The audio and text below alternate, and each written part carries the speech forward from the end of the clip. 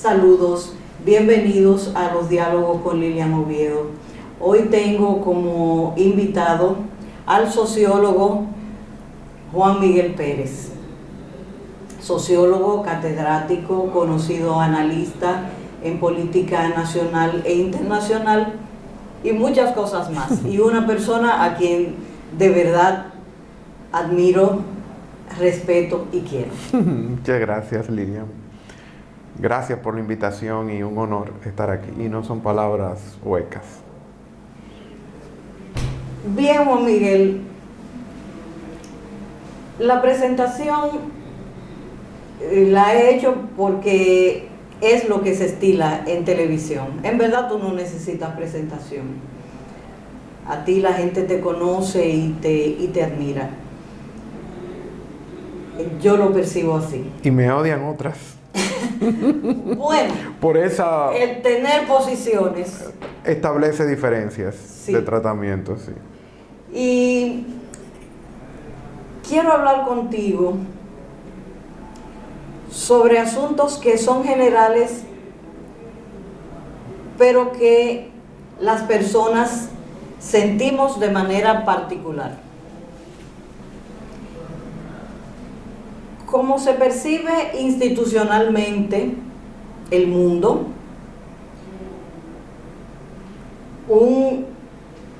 este es un momento donde el poder hegemónico ha colocado en su principal centro de proyección, ha colocado sin disfraces la misoginia, el racismo, incluso las formas más burdas de egoísmo, de avaricia, de antivalores. El liderazgo europeo todavía está atado al Plan Marshall. Da pena y vergüenza mencionar a Macron, hablar del poder en Gran Bretaña, en Alemania. O sea, la Unión Europea y los países de Europa que no son de la Unión Europea también exhiben ese mismo vacío de liderazgo y han acogen, asumen esas mismas políticas racistas, antiinmigrantes, contrarias, o sea, antihumanas, si se quiere. Mientras en los países subdesarrollados, políticos, politiqueros, gobernantes, casi siempre sucios de todo, aplican con descaro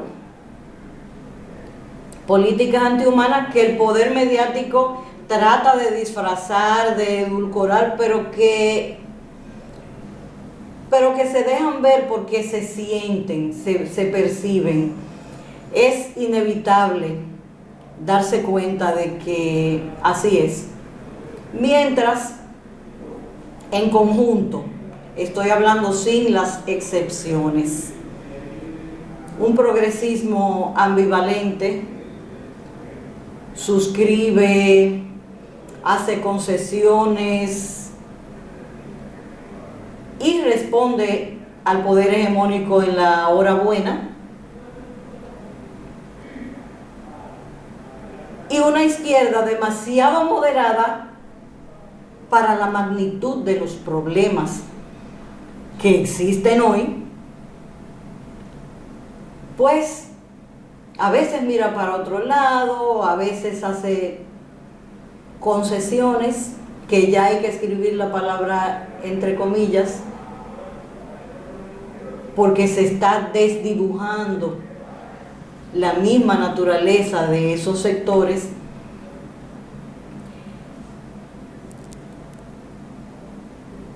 La construcción de la esperanza se ve en aquello que no viene, que no aparece, que no figura en los medios de comunicación. Se ve en esas mayorías, en su capacidad de organización, pero de eso yo quiero que me hables tú. ¿Cómo tú ves en este contexto político, con esta definición, en este contexto político y social, el tema de la construcción de la esperanza, del futuro? Bueno, Lilian, primero nosotros estamos viviendo una nueva fase del neoliberalismo. Esa doctrina de gobierno que ha prevalecido en los últimos 40 años y que ha establecido una ideología con diferentes mecanismos para que el Estado, secuestrado por élites económicas de derecha, esté a su disposición. Es decir, ha sido la contrarrevolución a procesos que habían marcado, mal que bien, la sociedad de la posguerra. La Segunda Guerra Mundial,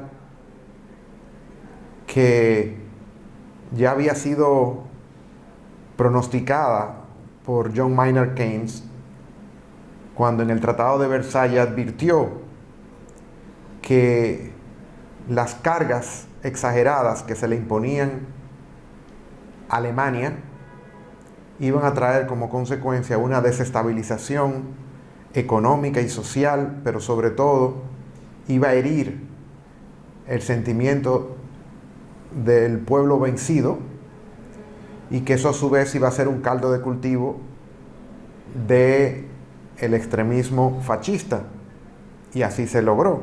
Así fue.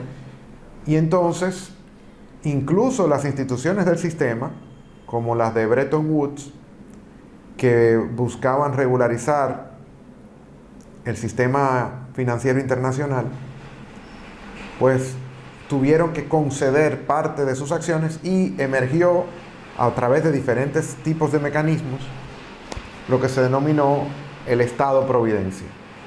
Es decir, el Estado benefactor, el Estado social, en contraposición al Estado liberal. Un Estado que garantizaba una serie de derechos civiles, económicos, políticos, sociales.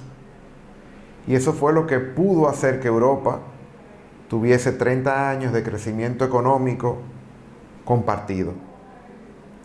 Y se generó, en contraposición a la civilización norteamericana, un modelo europeo en el que, si bien no era socialista, pero tenía muchas facetas, como por ejemplo una seguridad social universal, unos derechos de los trabajadores, bien marcados por un sindicalismo que lo acompaña. Y que existía el contrapeso del socialismo real. Además, pero incluso dentro de la propia Europa, en la propia Europa occidental, ni siquiera la derecha conservadora, como por ejemplo en el caso de Francia de Gaulle, el gaullismo, se atrevía a interrumpir las conquistas de lo que fue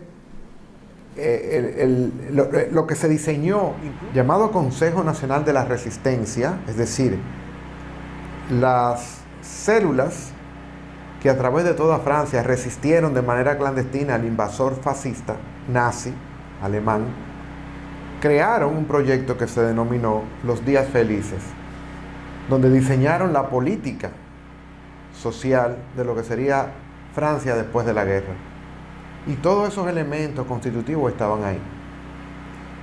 Pero vino el neoliberalismo de Reagan, de Thatcher, el neoliberalismo de Giscard d'Estaing, por ejemplo, en Francia, el neoliberalismo del PSOE, que todas las fuerzas políticas prácticamente asumieron la doctrina del mercado, la doctrina de la economía a través de la oferta, no pensando en la gente.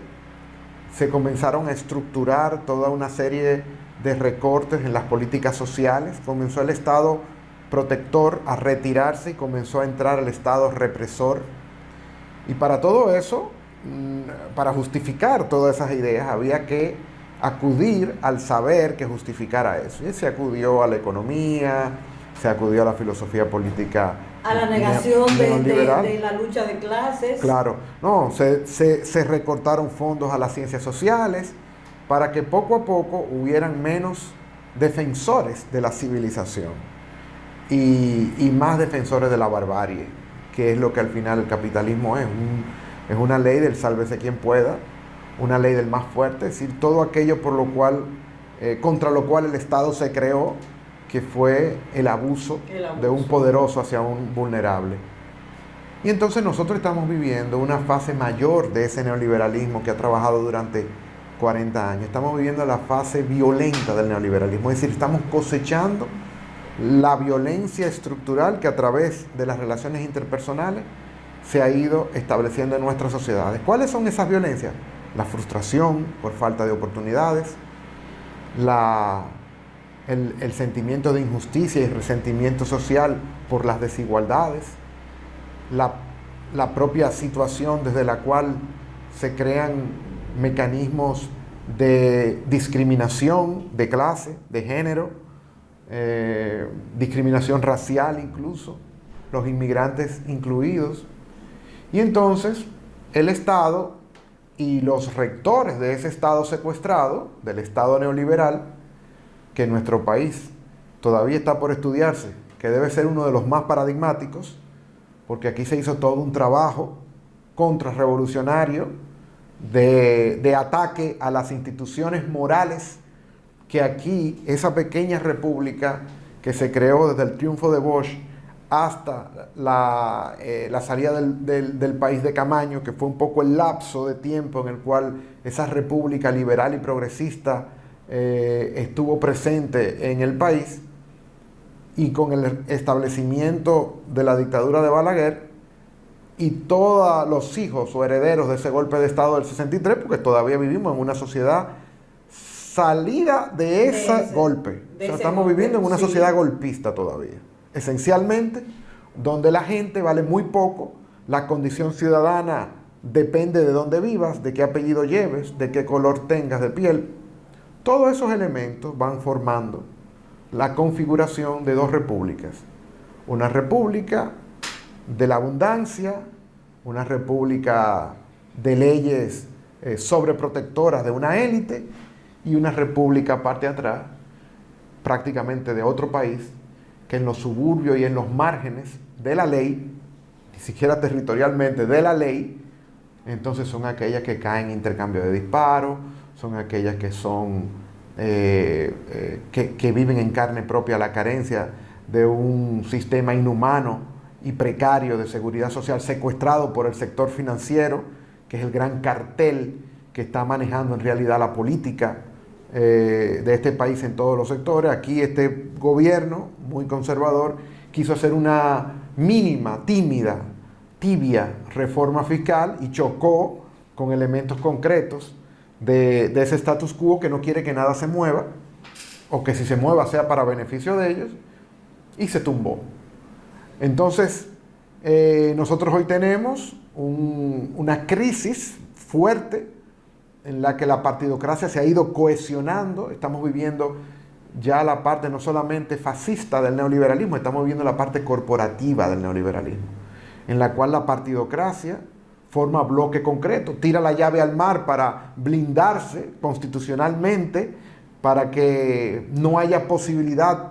Ya vimos cómo cunde el pánico cuando se habla de candidaturas independientes, para que sea secuestrado a través de estos mastodontes llamados partidos, en los cuales uno sabe que son una nueva monarquía, una especie de aristocracia de nuevo cuño, en lo que para entrar tú tienes que tener 200, 300, 400 millones de pesos en el banco, o bien tú tienes que estar emparentado con los líderes o cabecillas a nivel familiar, como la vieja aristocracia. Porque eso te da facilidad de buscar los 400, claro, porque los millones. Claro, exactamente. La gran clave y trampa de aquí está en quién tiene derecho a ser postulado. Porque ya después, cuando esos postulados llegan a elecciones, van con todo el pie del dinero público corriendo para comprarle una ilusión a la gente aunque de que ese día está decidiendo. Es un asunto de clase.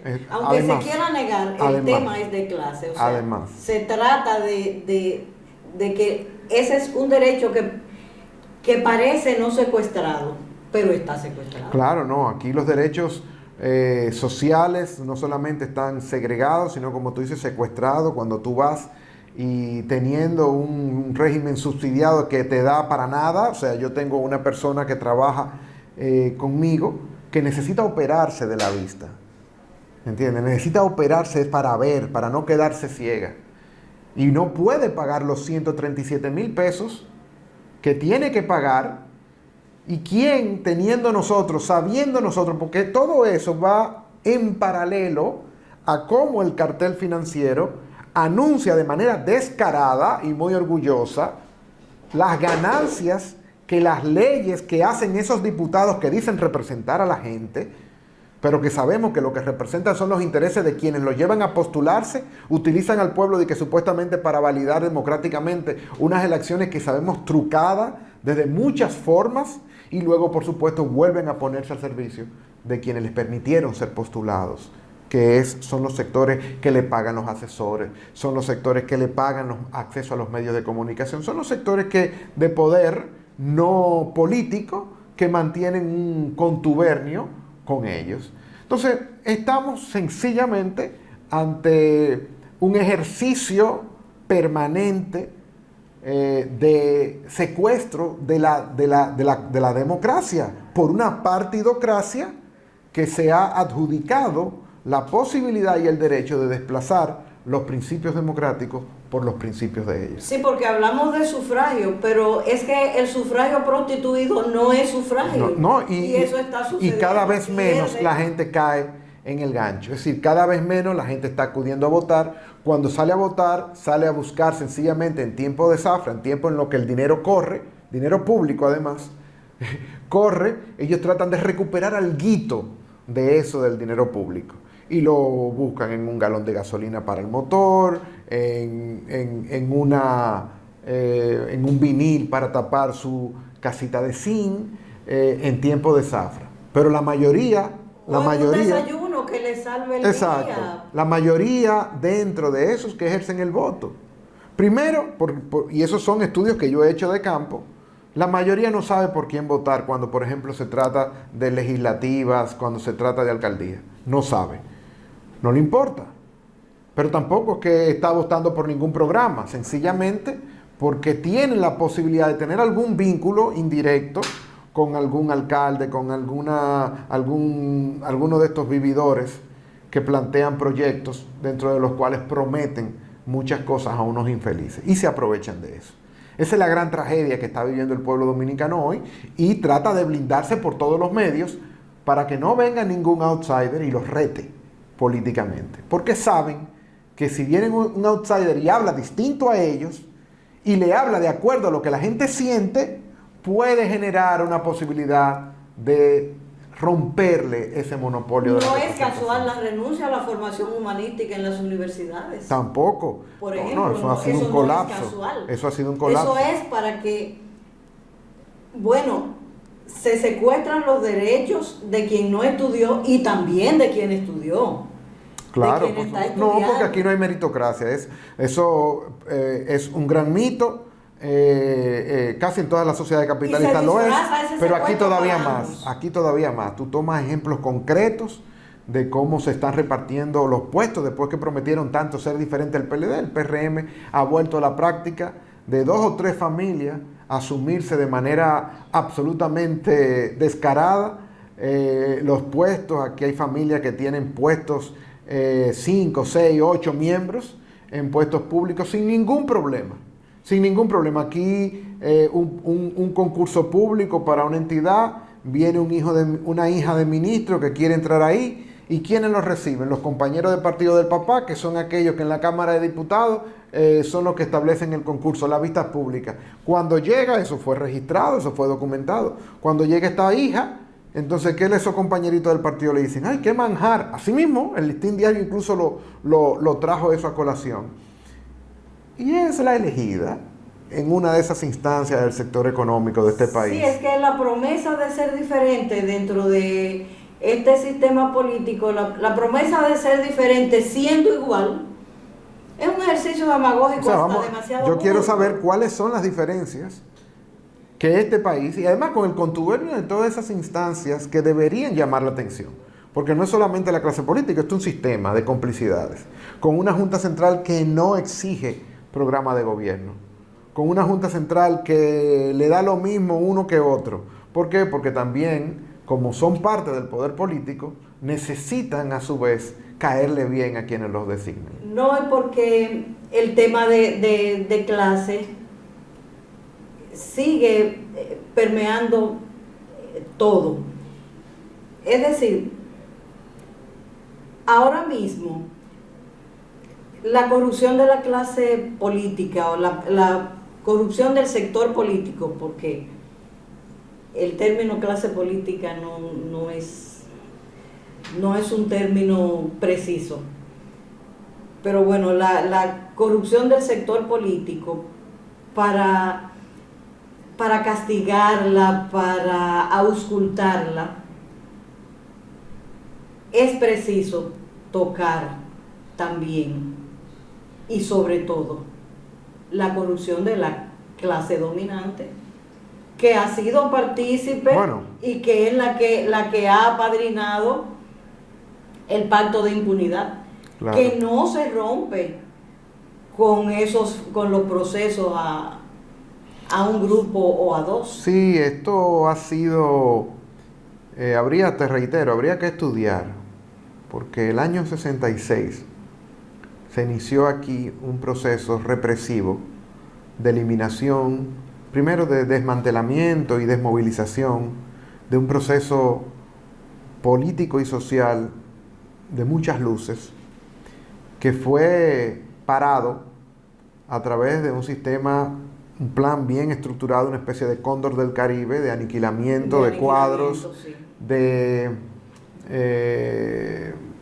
muchos cuadros también fueron convertidos en cooptaciones a través de su ONG, de visas, etcétera. O sea, el proyecto, ya que era social, se fue convirtiendo en un proyecto personal. Fueron muchas, fue muy bien estructurado. Eso habría que estudiarlo todavía, nadie lo ha ni siquiera abordado. Pero eso está ahí y ha seguido afinándose. Eso ha seguido fortaleciéndose. Y por eso hoy nosotros tenemos una excepción en América Latina. Vamos a una pausa. Bueno, pues me está diciendo el máster. Pero vamos a volver, no te preocupes. Sí, tenemos que volver. Claro. Juan Miguel, yo te comprometo. Claro, por supuesto. A que tienes que volver a este diálogo. Eso será un encanto. Porque necesario, tenemos que seguir conversando sobre esto. Por supuesto. Bueno, pues muchas gracias. Ha sido un honor tenerte aquí. Gracias a ti y gracias a quienes nos escuchan.